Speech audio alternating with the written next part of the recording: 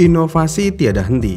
Ini adalah jargon dari brand asal Jepang yang selalu menggunakan warna biru ini alias Suzuki. Suzuki zaman dulunya adalah brand yang paling berinovasi. Kenapa enggak? Ya lihat aja motor-motor zaman dulunya. Si paling gesit dan irit. Oke, ini motor inovasinya ada. Kencang dan irit, cuman bodinya aja yang gampang retak.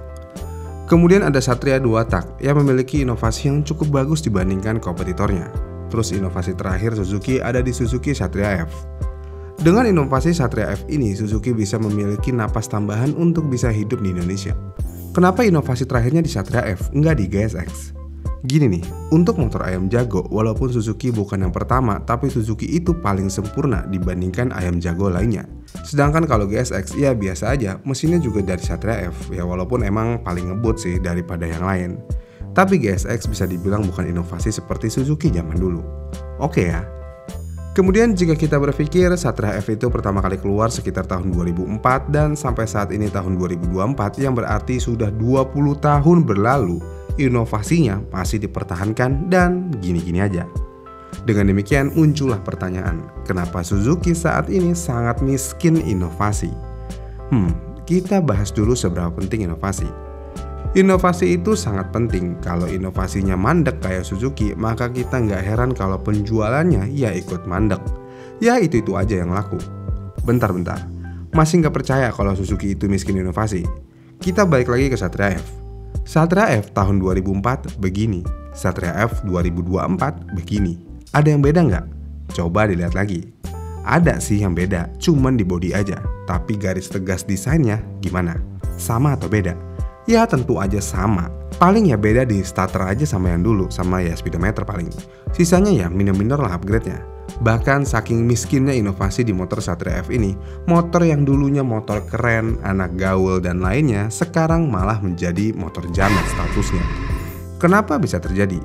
Ya karena motornya begitu-begitu aja secara tampilan desain ataupun performanya.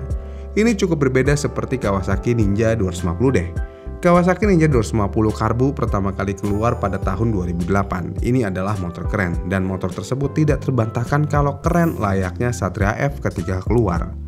Kemudian 10 tahun lebih berselang, Ninja 250 Karbu tahun 2008 sudah menyandang status motor jamet saat ini seperti Satria F. Kenapa bisa? Yang pertama ya karena harganya sudah murah, dan yang kedua yang bawa motor ini biasanya ya orang-orang yang begitu sampai mendapatkan status jamet.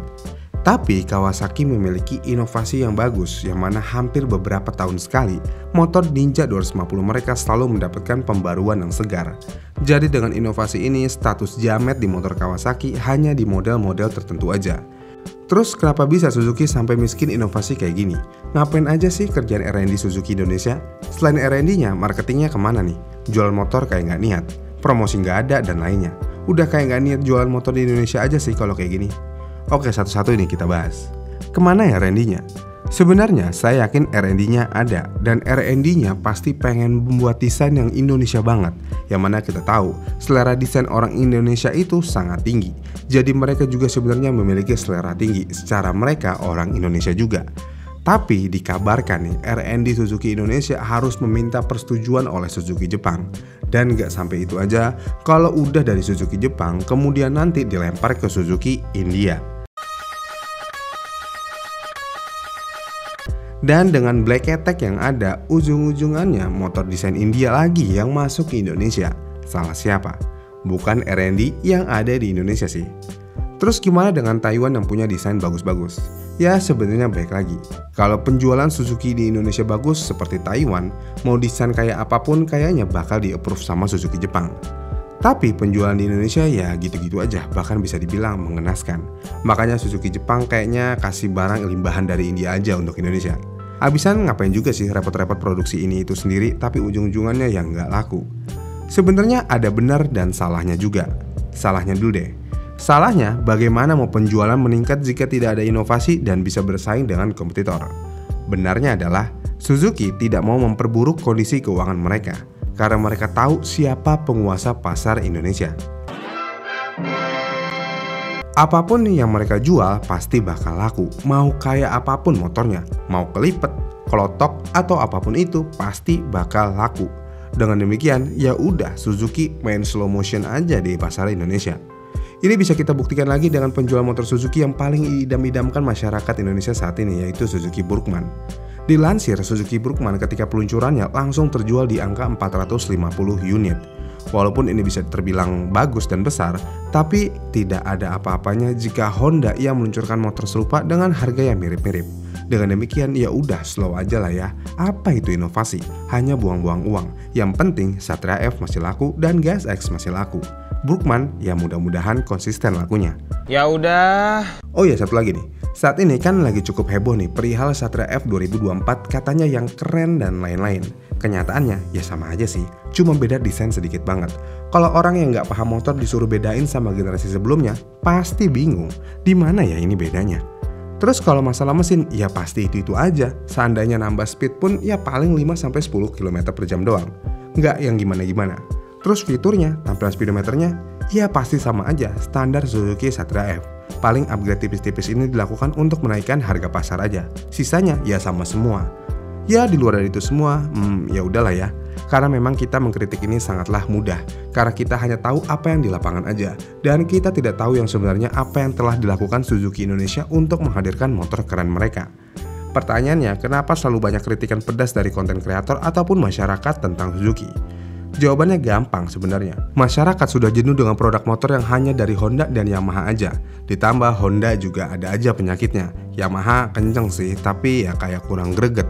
Dan seharusnya Suzuki bisa menjadi pelengkap dari kedua pabrikan itu. Bayangkan jika Suzuki benar-benar bisa bersaing di pasar yang sama dengan Yamaha dan Honda. Kita sebagai masyarakat pasti punya pilihan lebih. Contohnya kayak sekarang nih, jika kalian mau beli motor Matic Gambot, nggak cuma terpatok di PCX sama NMAX lagi. Sekarang ada Burgman, ya walaupun 125cc yang seharusnya saingannya Lexi bukan NMAX. Tapi bentuk sama lah ya, gambot-gambot begitu. Dan setidaknya ada pilihan lain lah. Kita masyarakat Indonesia adalah masyarakat yang paling konsumtif dan kita suka banget mendang-mendingin suatu barang. Jadi jika semakin banyak pilihan akan semakin menarik buat calon pembeli. Contohnya jika di dunia komputer nih, banyak banget pilihan komponennya. Mau pakai VGA apa, RAM apa, motherboard apa, PSU apa. Jadi kita bisa mendang-mendingin suatu produk dengan range harga yang sesuai dengan budget. Kan lebih seru. Yaudahlah kalau gitu saya nggak jadi beli motor dah, mending rakit PC. Apa sih bisa kayak gitu? Pinjol lagi ini mah.